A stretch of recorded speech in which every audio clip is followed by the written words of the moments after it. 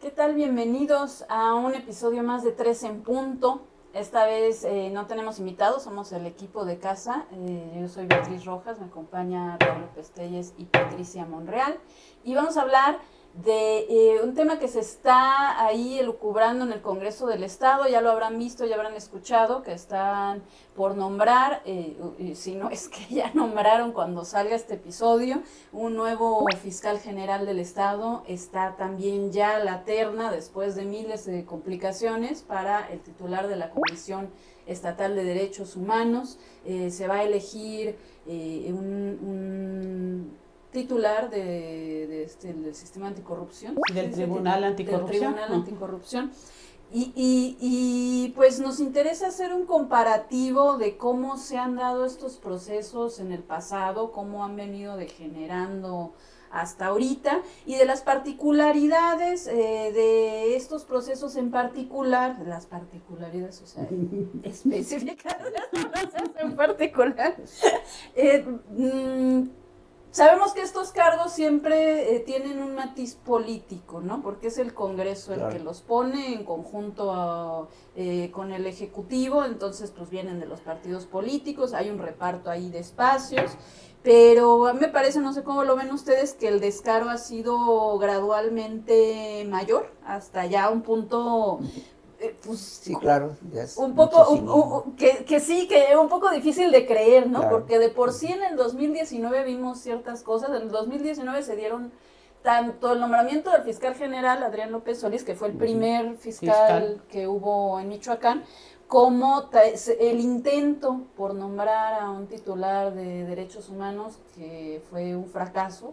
Ya abundaremos en detalles de cómo pues hubo hasta toma ahí de la mesa, de la mesa directiva del Congreso, hubo protestas, al final no pudieron y acabaron nombrando al titular como más de un año después. Se atravesó luego la pandemia, lo usaron de pretexto, en fin, pero ahí ya hubo un nivel de descaro un poquito mayor, porque los diputados empezaron a declarar abiertamente que no se habían podido poner de acuerdo, porque todos querían espacios ahí dentro de la Comisión Estatal de Derechos Humanos, que no tendría por qué ser así y no está así en ninguna ley. Se supone que ahí debería haber gente preparada para ejercer el cargo, pero ellos estaban disputando los espacios.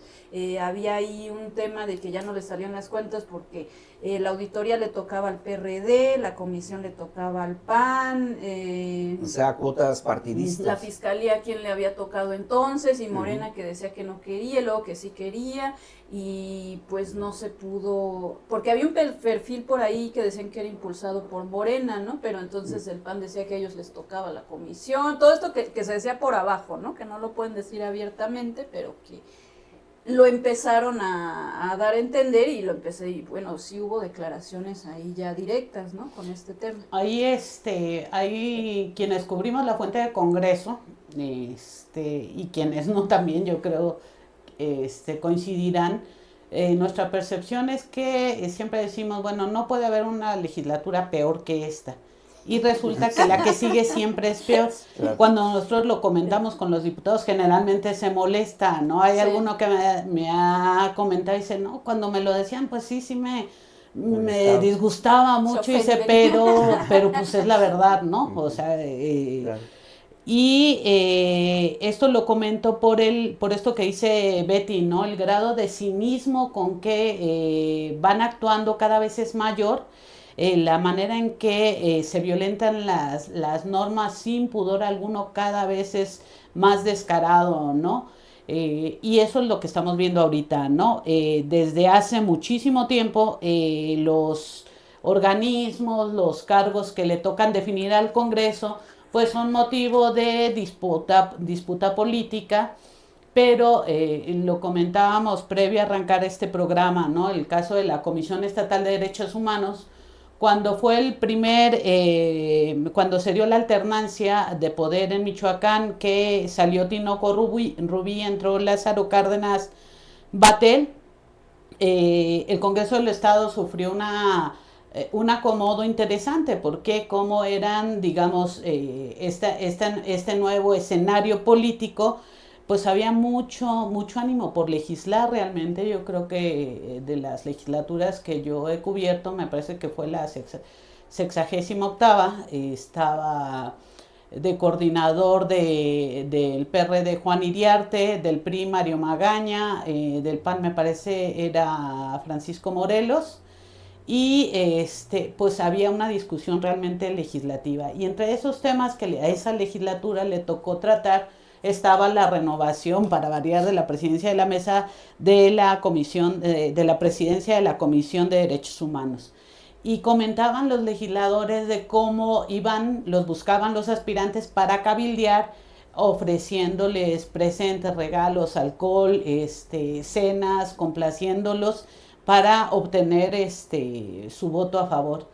Ahora los aspirantes pues ya no acuden a los diputados, porque la decisión ya no está en los diputados, la decisión ya está en el Ejecutivo del Estado. La consolidación del Congreso como ventanilla de trámite es una realidad, hoy más que nunca es así, pues antaño sí hacían su lucha y demás los aspirantes, ¿no? Y así en los diferentes cargos que les tocaba asumir, definir, decidir a los legisladores. En el caso de la Comisión de Derechos Humanos, como en los organismos autónomos, en las propias instituciones, pues este manoseo, esta devaluación que ha sufrido la clase política michoacana, mexicana, estamos hablando del caso de Michoacán, pues se ha visto reflejado también en los propios organismos por su conformación. Se han vuelto espacios de acomodo, se conciben ya como espacios para acomodar gente, para acomodar grupos. Sí, las cuotas. ¿No? Sí, exactamente, ¿no?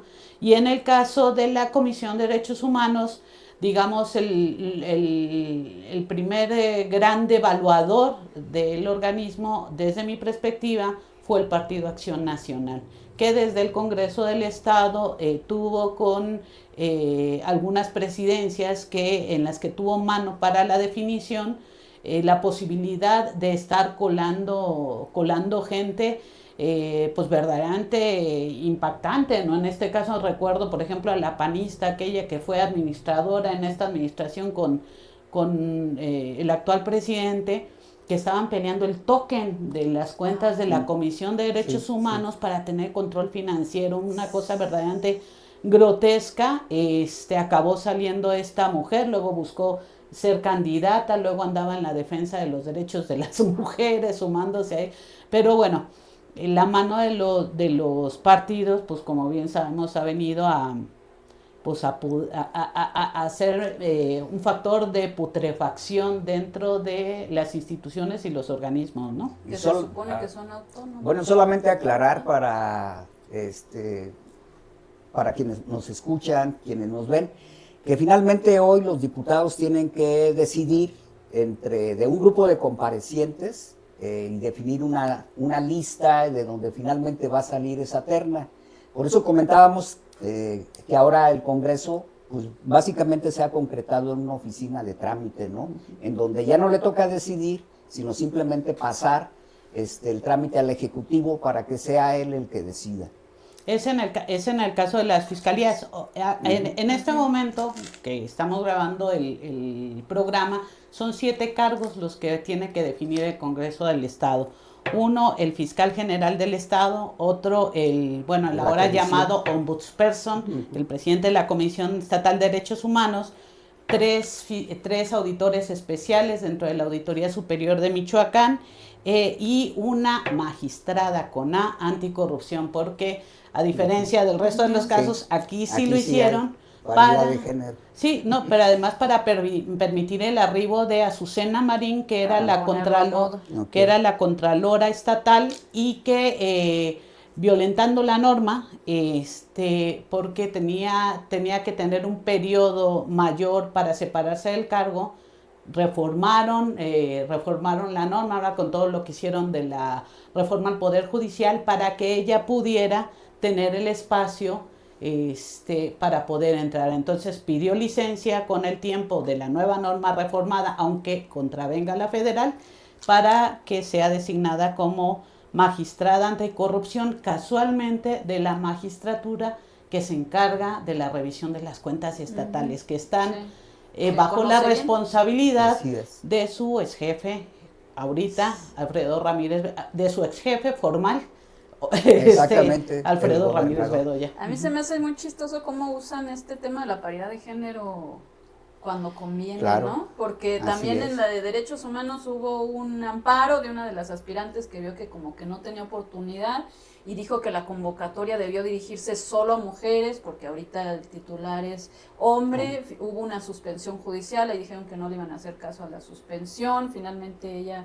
se desistió de su recurso legal. En el caso de la fiscalía también hubo por ahí quejas de que no se dirigió nada más a mujeres, solo 2 mujeres participaron en el proceso, respondieron a la convocatoria. En el caso de la gobernatura se la han pasado peleando las diputadas porque si debe ser un hombre o debe ser una mujer, que si depende de los partidos, que si tiene que estar en la ley, pero el trasfondo de este pleito no es que realmente quieran espacios para las mujeres, es que quieren espacios para una mujer específica, ¿no? Y bueno, para hablar específicamente del caso de la Fiscalía, volveremos en el siguiente segmento.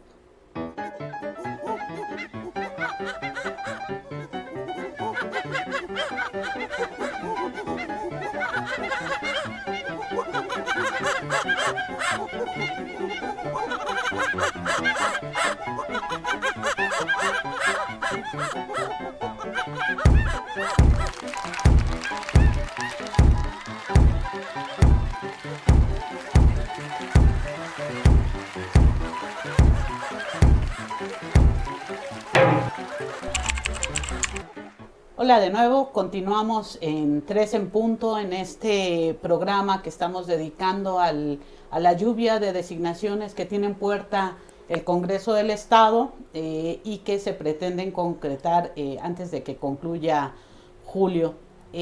Uno de los cargos más significativos es el tema del fiscal. Adrián López Solís fue designado durante el sexenio de Silvano Aureoles Conejo. Luego de ser secretario de gobierno, pasó a ser coordinador parlamentario del PRD en el Congreso. Siendo coordinador parlamentario, se emitió la convocatoria para la definición del primer fiscal en Michoacán. Hay que recordar que antaño el modelo era de procuradurías y tras la reforma que crea la ley orgánica de la Fiscalía General del Estado, pues se procede a la designación del que fuera el primer fiscal carnal, que de hecho, bueno, pues debería de modificarse la norma para que en lugar de decir fiscal estatal, diga fiscal carnal estatal, ¿no? Porque al parecer todo indica que esa va a ser la tendencia. Entonces, bueno, pues se emitió la convocatoria rapidísimo luego de que presentó su renuncia al cargo con efectos a partir del 20 de agosto para poder recibir su condecoración 2 días antes en Zitácuaro.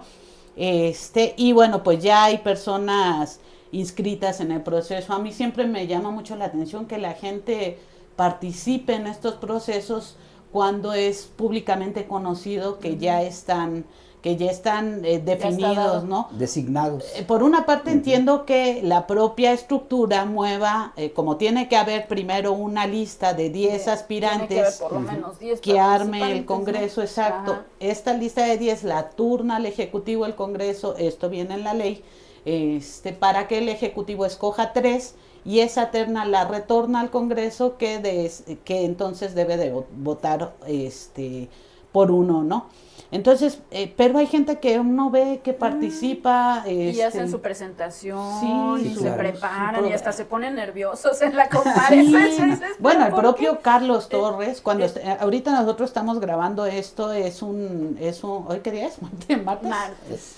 el día previo, que fue el lunes, se realizaron las convocatorias e incluso pudimos ver que propio Carlos, las comparecencias, pudimos ver a propio Carlos Torres nervioso, tanto que se le olvidó que estaba hablando de la Fiscalía Estatal y se refería a la Fiscalía General de la República, luego se le olvidó que era Fiscalía y pensó que todavía era Procuraduría, pensando que todavía depende del Ejecutivo, yo creo. Y eso que eran virtuales las comparecencias, imagínatelo ahí en público. Entonces, bueno, pues fueron las comparecencias y esto que dice Betty, ¿no? La gente pues participando y además cosas muy interesantes, de participaciones muy interesantes. Una de ellas de una aspirante que me parece con un nivel interesante, hay algunos con un tema curricular muy importante. Claro.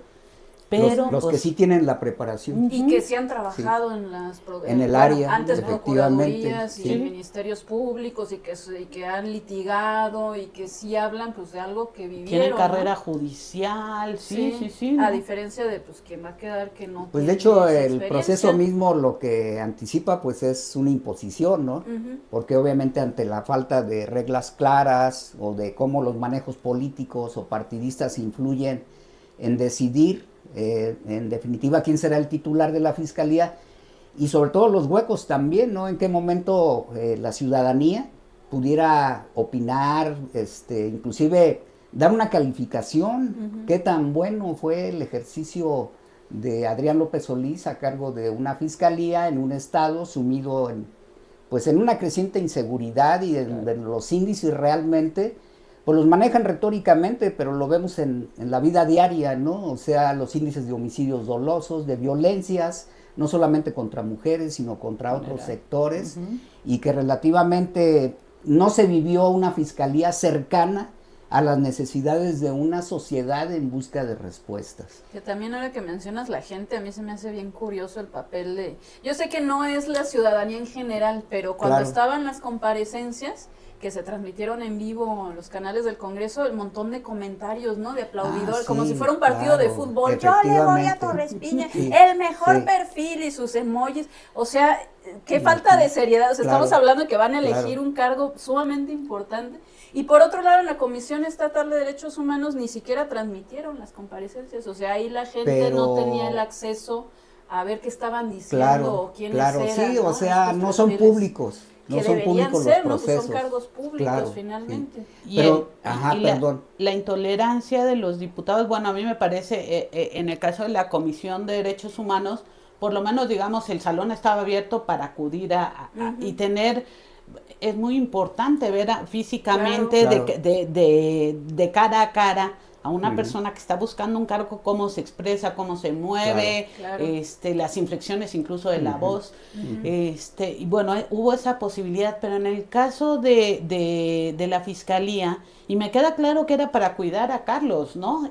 Tanto para que no tuviera que ir al Congreso y enfrentarse, pues obviamente con la prensa que iba a estar dando cobertura, como los propios diputados para no tener ese contacto físico real cara a cara con los otros aspirantes. No las reverencias que le No, o sea, la falta de... separando a desayunar, para estarse secreteando ahí, estar comiendo fruta. La incapacidad de confrontar cara a cara de los integrantes de la Comisión de Justicia, a quienes finalmente ya sabes que los estás utilizando en un proceso simulado, porque ya sabes cuál va a ser el resultado, o sea, ni siquiera tener los pantalones para mirarlos de frente, ¿no? Entonces optan por las comparecencias virtuales con además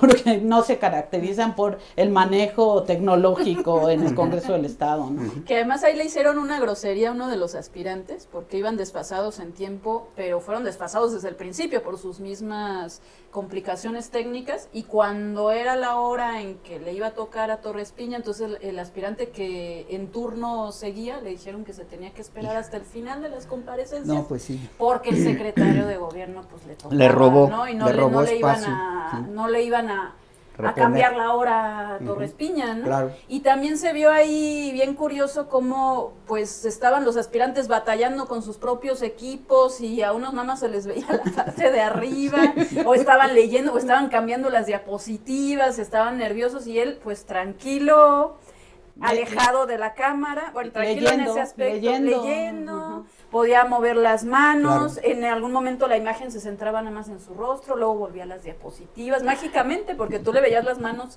desocupadas, ¿no? Uh-huh.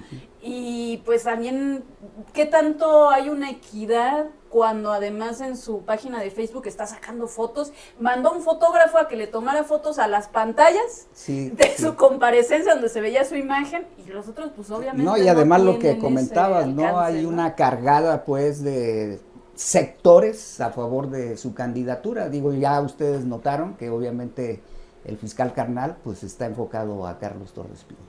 No, y ahí pues el tema de la equidad y la falta absolutamente impugnable. La verdad sería deseable que alguno de los candidatos, de los aspirantes impugnara por el desaseo en el procedimiento y el desaseo legal, ¿no? Claro. ¿Cómo es posible que el secretario de gobierno, sin pedir licencia al cargo, haciendo uso de sus funciones como secretario, esté participando en un proceso a la par de que está operando como secretario de gobierno? Sí. Ha tenido 2 reuniones al menos con los integrantes de la Comisión de Justicia, que son los que van a definir, a armar el listado de 10 y luego el tema de la terna. Y él está reuniéndose siendo juez y parte, al menos público, menos Adrián López tuvo el pudor, el pudor de pedir licencia cuando era coordinador parlamentario, aunque de todos modos participó cuando se aprobó la convocatoria. Pero Carlos Torres está participando de manera abierta. Evidentemente hay hay un conflicto, pues que a mí me parece, sin ser yo abogada, pues que es impugnable, ¿no? El compromiso ya asumido al menos por 3, ya tiene seguro al menos ya 3 votos públicamente cantados, que son los 2 del PRI, que comprometió Guillermo Valencia del PRI, y Octavio Campo del PRD, que comprometió el suyo, antes incluso de que se conociera la lista de los aspirantes. Antes de que cerrara el registro. Entonces, bueno, pues, ¿cuál equidad? ¿Cuál competencia sana, real? Pues evidentemente no le existe. Es un proceso de simulación para una persona que, de acuerdo a lo que se comenta en los pasillos, pues ya no le interesa competir en lo que ha sido su vida, ¿no? Competir electoralmente, porque le ha ido tan mal, pues que ahora se le ocurrió ser fiscal. Es la primera elección que va a ganar. Es lo que...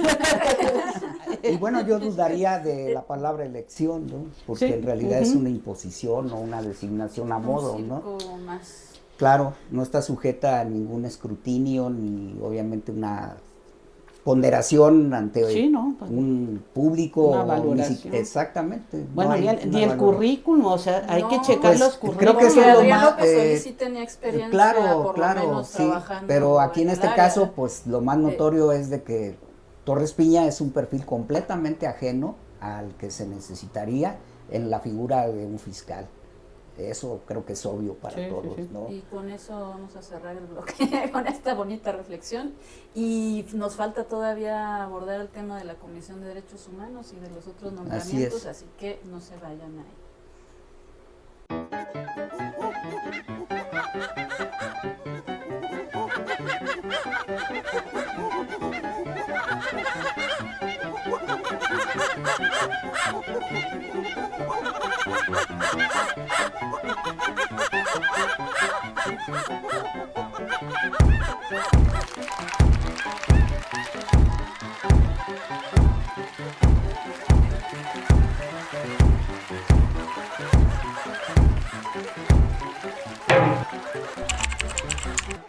Y bueno, regresamos al bloque final de 13 en punto. Estamos analizando los nombramientos en áreas claves como la Fiscalía del Estado, la Comisión Estatal de Derechos Humanos y otros todavía que quedan pendientes de definir, aunque como lo habíamos venido diciendo, los procesos parece que están pues más plegados a los intereses del poder, más plegados a los intereses partidistas, a esa caja de trámites en la que se ha vuelto el Congreso, y en donde definitivamente quedan hechas a un lado las disposiciones legales. Por ejemplo, en el caso de la Fiscalía se aludió a una reforma que le dio pie al nombramiento del fiscal directamente ya a través del Ejecutivo, y que finalmente el que sería ya el segundo fiscal bajo este esquema, pues estamos viendo que ya trastoca pues hasta esos mismos lineamientos o marcos legales. Otro caso es el de la Comisión de Derechos Humanos.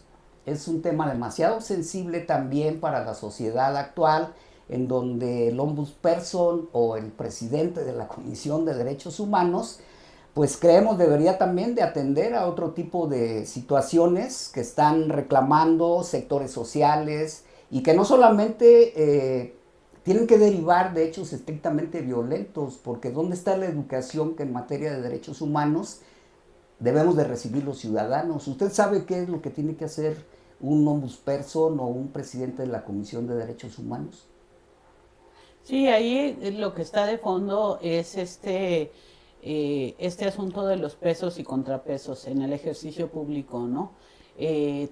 ¿Por qué tenía un sentido tener una fiscalía normativamente autónoma, en donde hubiera participación del Ejecutivo y el Legislativo para el nombramiento del titular? Pues eso, pensando un poco en el ideal de generar contrapesos y controles en las definiciones. Antaño era solamente el gobernador el que directamente nombraba al procurador, porque era un subalterno, ¿no? Claro. Ya Claudia Sheinbaum ha planteado la posibilidad de retornar a ese modelo, pero en tanto eso ocurra a nivel federal y se aterrice a nivel estatal, si es que sucede, pues está este modelo que se supone pues permitía, digamos, una mayor autonomía del fiscal, lo cual pues evidentemente no está ocurriendo. Hay se pretende cumplir con el procedimiento que establece la ley, por eso hay comparecencias, por eso hay registros, por eso hay convocatorias, pero es una simulación porque la decisión finalmente está tomada además por gentes que en su momento fueron críticas. Está el caso que ha sido muy mencionado en estos días de Alfredo Ramírez Bedoya, cuando era diputado local, que hubo la definición de Adrián López Solís. El gobierno de Silvano operó para que la bancada de Morena entonces votara a favor en su mayoría por Adrián y le dieran los votos. Y uno de los que se oponían era Alfredo, con su honor y su convicción política, que ya vimos que la convicción, como diría Joaquín Sabina, la revolución tenía un talón de Aquiles al portador. Así lo vemos con la gente que hoy está en el poder, que era muy revolucionaria, que era muy combativa, que decía que no al fiscal Carnal, lo posteaba, sí, enseñaba y ahora es el protagonista principal de repetir esta fobia que el gobernador actual le tiene a Silvano. Pues yo creo que es porque se ve muy reflejado en él, porque actúa exactamente en los mismos términos. No, sí, porque hay que recordar que ya impuso un auditor carnal. Es su compadre, ¿no? Claro. Además el auditor reconociendo después de rendir protesta públicamente que son compadres, ¿no? Y lo que vemos es... El Tribunal de Disciplina Financiera también es muy cercano. Totalmente una cooptación, pero además sí, o sea, de gente muy cercana en lo personal a él. Hugo Gama, que presidió el tribunal, el Tribunal de Justicia Administrativa, ahora ya no existe, ahora ya es el Tribunal Anticorrupción. Y pues Gama también es magistrado electo. Y ahora es magistrado electo también por obra y gracia de los acordeones que impulsó la 4T en Michoacán y en todo el país. Que el pueblo elaboró y mandó imprimir. Entonces, todo el país. Pues lo que dice Raúl, no hay una burla a la ley. La ley lo que hace es establecer las reglas de juego para todos, para que todos, digamos, para la convivencia de todos y la manera de relacionarnos en pues, a nivel social, ¿no? Y bueno, lo que vemos es una falta total de respeto, obviamente una falta de convicción absoluta en todo aquello que se llenaban la boca de argumentar, de combatir, de decir a la hora del ejercicio del poder. Pues vemos que la natura es la misma, ¿no? La corrupción, la cooptación, el interés personalísimo, y es lo que nos está lo que estamos viendo en el ejercicio público, en el Congreso claro. del Estado y desde el Ejecutivo, ¿no? Yo pienso, bueno, ahí en ese caso, la insistencia, ¿no? Yo creo que es necesario revertir esos esquemas a través de mecanismos más transparentes, alejar la opacidad y las decisiones del poder, ¿no? Porque creo que si realmente se quiere involucrar a la sociedad en estas dependencias que son demasiado claves, sobre todo para combatir fenómenos que están rebasando esos marcos legales, ¿no? En el caso de la Comisión de Derechos Humanos, yo creo que es donde se hace más urgente escuchar a otros sectores. Claro. No precisamente los perfiles vienen de los partidos ni del gobierno. Hay mucha gente de la sociedad que ha planteado en otros procesos su derecho a participar y han sido excluidos. Y no como representantes de sectores, sino como representantes de una sociedad plural que tiene diversos intereses, pero sobre todo que también tenemos ya como sociedad diferente una preocupación específica sobre la suerte que puede correr todo esto, ¿no? Se hace falta una visión más responsable desde la Comisión de Derechos Humanos para atender a sectores marginados que no están nada más en el caso de las denuncias, sino que en todo el Estado yo creo que se conviven entre desigualdades, discriminaciones, que obviamente no se están valorando en base a un diagnóstico necesario que parece que no tiene tampoco la comisión, ¿no? Sino solamente atender los asuntos que le llegan al despacho. Sí, finalmente la clase con política es así como la mancha voraz, sí, la película esta ochentera, ¿no? Sí. Y que va tragándose las cosas. Instituciones que a fuerza de lucha de sociedad civil se van creando, llega la mancha voraz y se las traga. El ejemplo claro, el Instituto Nacional de Transparencia, el IMAI, acabaron cooptados. Bueno, yo creo que el Coneval todavía no estaba al nivel de estos organismos que ya está.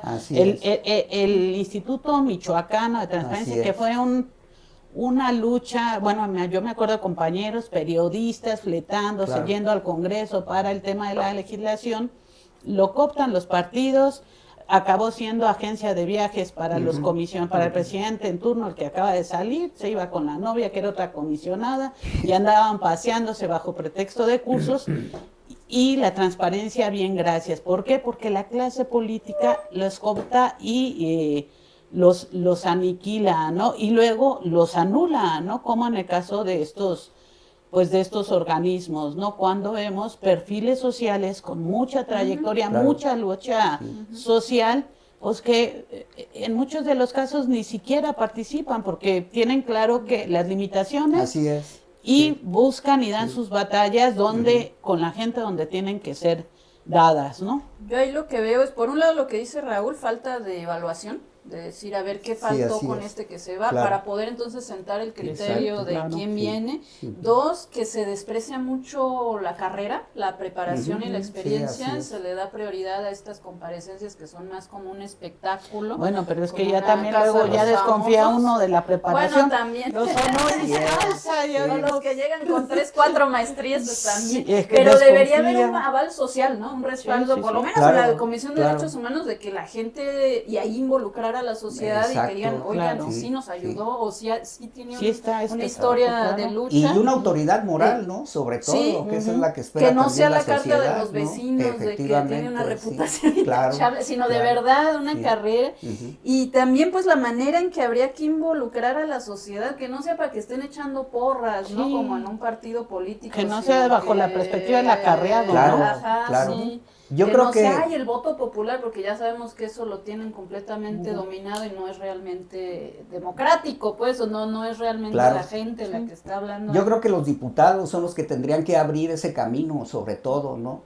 Más allá de que si la norma diga que finalmente la terna la define un gobernador, etcétera, yo creo que son los diputados los que tienen más la responsabilidad de abrir esos cauces de participación y sobre todo de que la ciudadanía tenga todos los elementos necesarios, suficientes, como para saber qué es lo que se está jugando, qué es lo que está en juego.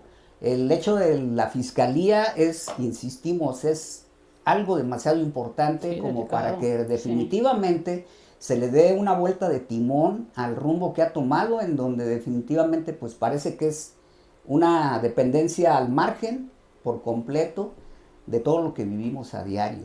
Y hay un criterio muy opaco por parte de los diputados a la hora de definir sus listas sí, de elegidos. Supuesto. Porque se supone que tiene un porcentaje, o debería, un porcentaje o un valor la preparación, otro valor la experiencia, otro valor la comparecencia, pero nunca hacen pública esta tabla de cómo los calificó cada integrante de la comisión. O inclusive para definirlos, ¿no? Es más, las reuniones a puertas cerradas. O la equidad de género, por ejemplo, desde también, antes. Si se está valorando, no se está ponderando, claro. No, pero nunca te explican cuál fue su criterio. Dicen, hicimos lo mejor para Michoacán. O cuando llega a ver, cuando llegan a ser transparentes los puntajes, estos son acomodados de acuerdo al... entonces para acá lo que importa es su otro, experiencia, no su... pero acá no el promedio con el que salió. Y también qué tan bueno es que sea gente que milita activamente en partidos políticos. No sé si sea la mejor idea permitir el acceso, por lo menos para estos cargos que tendrían que ser preponderantemente sociales y autónomos, poner a gente que es parte de un partido político, ¿no? O de la función pública, como lo comentamos con el caso de Torres Piña, ¿no? Sí, bueno, acá el tema, pues lamentablemente lo que tenemos en el Congreso del Estado, pues no son representantes populares, no son representantes de partidos a los que les toca, de acuerdo al interés político en turno, pues tomar estas determinaciones. Lo lamentable que estamos viendo, y con todo esto que hemos platicado a lo largo de este programa, es la manera en que se ha degradado la acción política, la tarea pública, que, ya ni siquiera las mínimas formas, ¿no? Ya no tienen el más mínimo pudor, finalmente pues, la sociedad se ve avasallada porque estas instituciones, organismos que son, que se supone deben garantizar derechos, deben generar controles, pues no están siendo. Y finalmente, pues, ¿quiénes son, en el caso de la Fiscalía, quiénes son los afectados? Pues quienes no pueden acceder a la justicia, que puedan tener procesos legales apegados a derecho, que puedan ser perseguidos quienes los agreden, y pues vemos a raíz de estas ausencias una descomposición social fuerte, porque la gente acaba buscando vías para encontrar las respuestas que no están dando, ¿no? Y con estas reflexiones, con estos temas, pues los invitamos a que nos sigan acompañando cada lunes a este espacio de 3 en punto.